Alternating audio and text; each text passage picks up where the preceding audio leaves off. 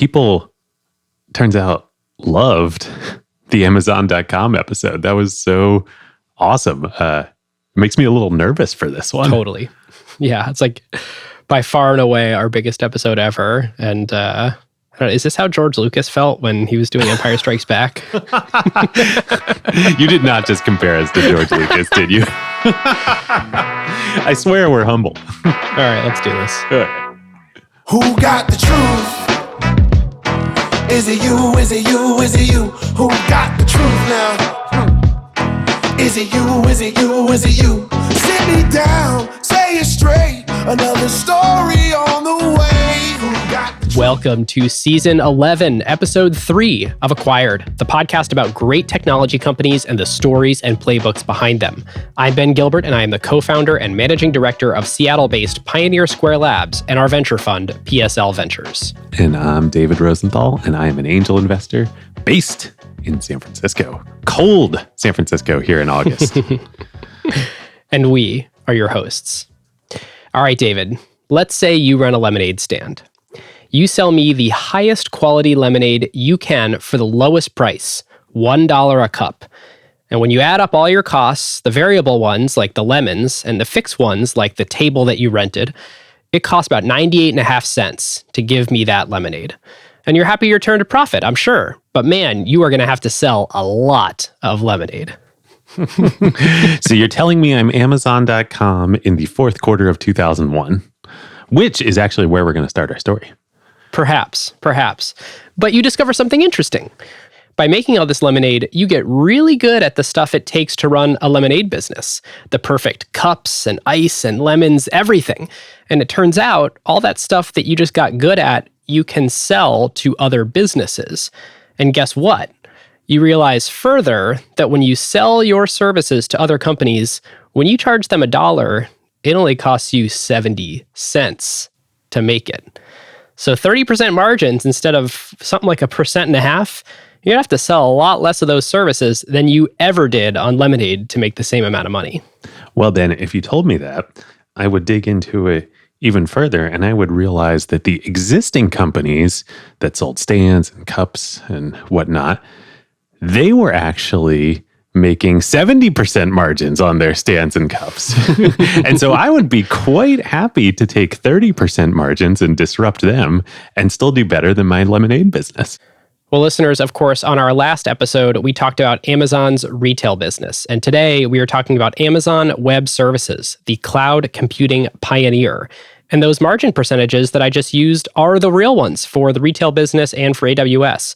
AWS's revenue is only about 15% the size of Amazon's massive retail business, but their profits, or the operating income to be specific, from AWS are in total the same, if not more, than their e-commerce store. I think it's the case that every year since 2015, when they started breaking out AWS's financials, the total operating income from AWS has actually been bigger than the retail business. The rest of the company. I think that is true. There may have been some quarters where it was off, but generally that trend is accurate. Wild. So we're going to talk about a completely different type of business today than we talked about last time. Sort of. There's a lot of similarities and a lot more than you would sort of guess when looking at an online retailer that started as an online bookstore and a cloud computing pioneer. Well, speaking of e-commerce, we have huge news. You can finally buy Acuired merch on the internet. That is available at acuired.fm/store, or click the link in the show notes. You can grab your favorite tee, crewneck, hoodie, tank, or even a onesie, since I know a lot of you out there are like David and have little ones at home. Now, for our presenting sponsor this episode, we have a company that we are very excited about, Fundrise. On our Amazon.com episode, they shared some news about a fascinating new product they have called the Fundrise Innovation Fund that enables their customers not only to invest in real estate, but also now private late-stage growth tech companies, which is, of course, a very interesting place to be investing right now that prices are very different than they were 6 and 12 months ago. We are back today with Ben Miller, CEO and co-founder of Fundrise. Our thanks to Fundrise, the largest private investment platform in the world for retail investors. If you want to join the over 350,000 individuals investing with Fundrise, you can click the link in the show notes. And if you're a founder and you want to get in touch about having the Innovation Fund participate in your next funding round, email notvc, that's NOTVC, at fundrise.com. After you finish this episode, come discuss it with David and I, and 13,000 other smart members of the Acuired community at acuired.fm/Slack. And if you're dying for more Acuired in the meantime, go check out the LP show by searching Acuired LP in any podcast player. The next episode is with David's partner in crime and Kindergarten Ventures, Nat Manning, talking about his company Kettle and how the business of reinsurance works. That, of course, is already live if you are a paying LP, which you can become at acuired.fm/LP. Now, without further ado, David, take us in. And listeners, as always, this show is not investment advice. David and I certainly do have investments in the companies we discuss, and the show is for informational and entertainment purposes only. Well, we left off the Amazon.com episode in 2007 with the sort of Sony PlayStation-like coda of the Kindle story and the new chapter, one might say, that it seemed at the time to the outside world that Amazon was opening as a true technology company with the Kindle. I believe the quote from Eric Schmidt in the Everything Store was, "The book guys finally got technology." And of course, as we talked about, Jeff Bezos always got technology. This was not a shift.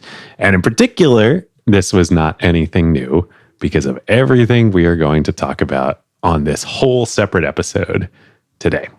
So to do that, we need to rewind back, as I said above, to the end of 2001, kind of early 2002, the immediate post.com, bubble popping crash era.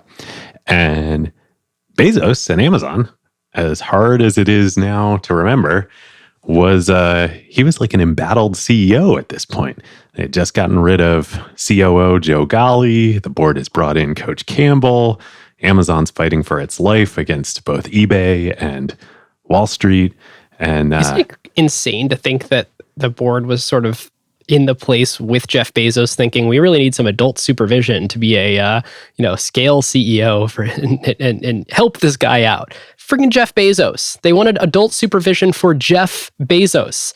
Obviously, that did not pan out, and Bezos came valiantly riding back in and ran the business for another 20 years. Another 20 years until handing the reins to somebody else who we're going to spend a lot of time in just a little bit here talking about, of course, current Amazon CEO, Andy Jassy. So I don't even know what the right word is sort of adjective is to use to describe AWS. I was going to say, I wrote behemoth in my notes. I could say juggernaut. Like, you can't... Pioneer. I don't think there's inventor. anything you can say that captures how big and how important AWS is.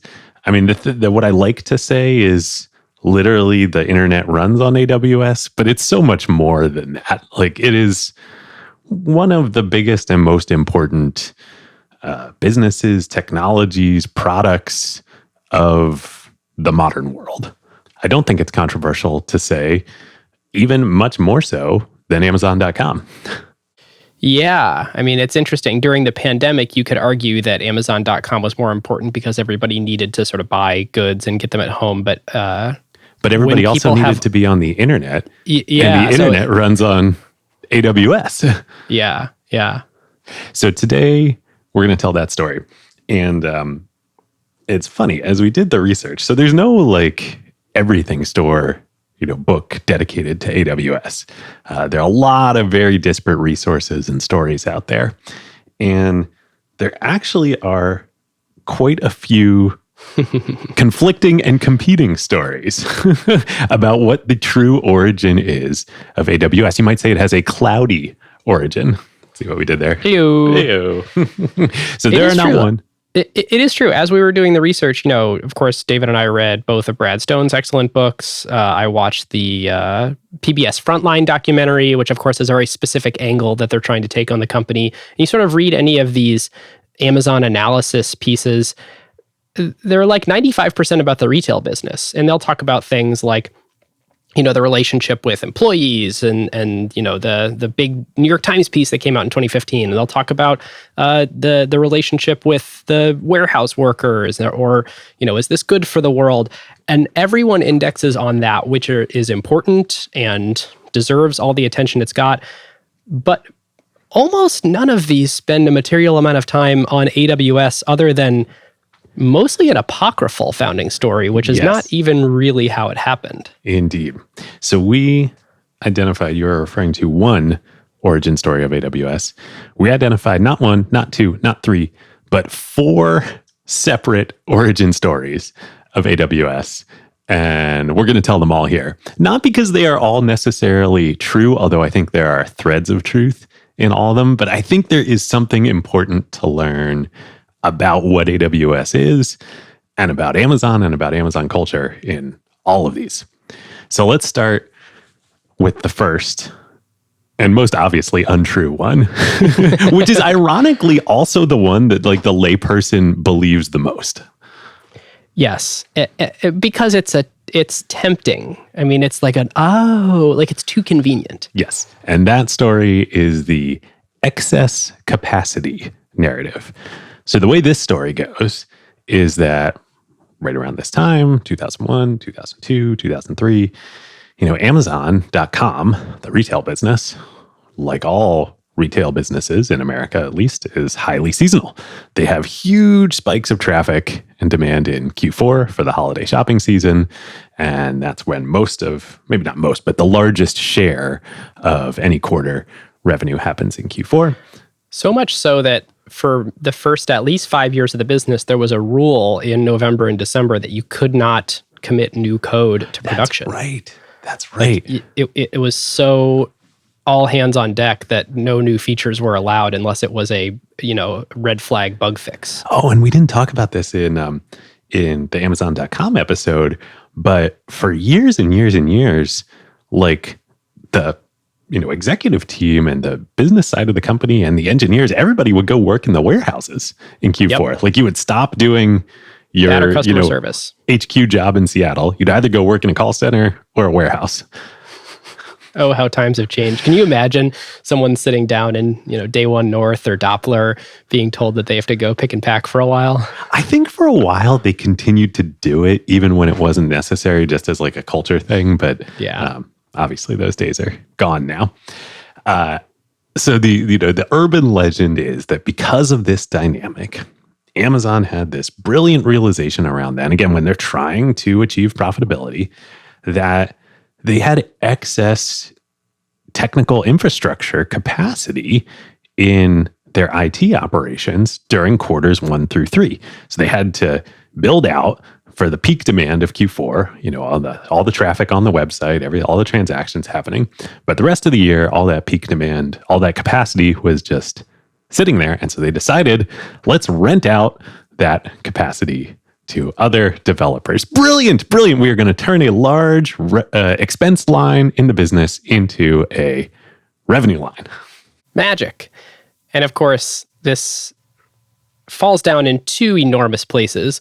One is if you've ever been inside a pre-cloud technology company, you know that it doesn't work that way. Yeah, you can't just say like, oh, cool, like the servers aren't in use right now, and like there's nothing highly customized about these servers, and they're not tightly coupled to our applications in any way, so we'll just make it so that anyone can very easily just run their applications on it. And there's enough security set up correctly so that anyone can just get access to our data center, and the network hardware sort of understands how to serve other tenants other than us in a out-of-the-box way. Like none of that existed and none of that was true. So there's just no way you can be like, oh yeah, other companies just started using our infrastructure and it was pretty rip and replace. There wasn't any cloud infrastructure. We're going to spend a lot of time here talking about this, but like in a pre-cloud infrastructure world, you installed your software, your code base on your servers that you owned. Like you couldn't just,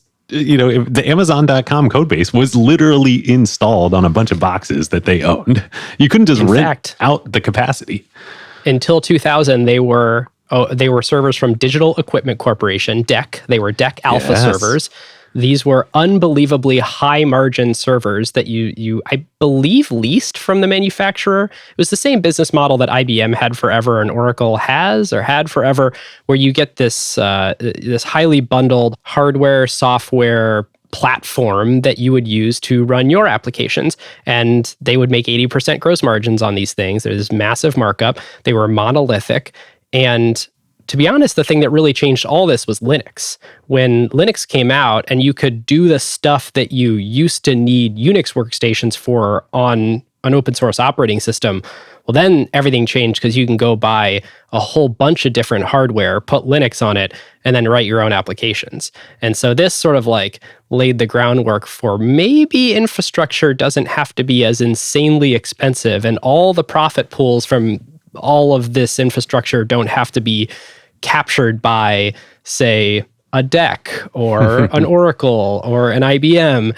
And this would lay the groundwork for a lot of things to come, including, frankly, just saving Amazon as a company. I mean, in 2000, they almost went out of business because they were so tight on cash and they were spending so much on infrastructure that this sort of move to the open source ecosystem and doing a massive rewrite of all of Amazon.com to run on Linux and run on they did this big deal with HP, run on HP servers. Right, rather than DEC. That, frankly, saved the company from a cost perspective during that really tight time. Totally. But here's the other reason why this excess capacity myth is a myth. Every other web application of scale had this same dynamic. It wasn't necessarily for everybody the Q4 holiday shopping dynamic, but whatever your usage pattern were, you had peak demand and then you had average demand, and those were very different things. Whether you were Yahoo or eBay or Google or what have you. Well, and if you want to really put a fine point on things here, how is Amazon supposed to serve their AWS customers if all of them are on excess capacity during Q4 at all? Right. Like, let's say I'm Netflix and I just took a dependency and all of my streaming is happening on AWS. Amazon just going to tell me I can't do it during Q4 when they need the servers? It's no ridiculous. Holiday movies. Can't watch Die Hard at Christmas. So it is a very convenient narrative when someone's trying to solve the puzzle of how did this internet retailer turn into a real technology company? Oh, they had all these extra servers.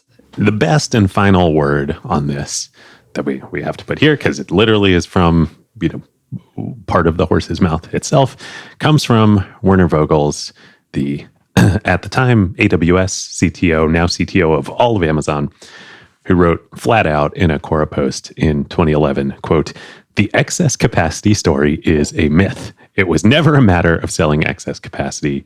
Actually, within 2 months after launch, AWS would have already burned through the excess Amazon.com capacity.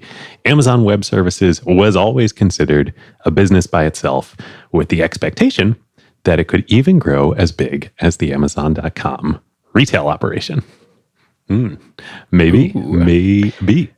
The other interesting thing to point out is like it doesn't give Amazon enough credit about their intentionality and strategy to just short say, sells "Oh, cool, Amazon. they had this extra capacity, this cost center that they were using." Well, two things. One, technology was never a cost center for Amazon. Like, they never looked at it like, "Oh, we have an IT department." They always thought about themselves as a technology company. So it was always thinking about, okay, in 18 months, Moore's Law is going to make it so we have, twice as much compute. What crazy cool stuff can we do with that? They always looked at technology as an investment, not a cost center.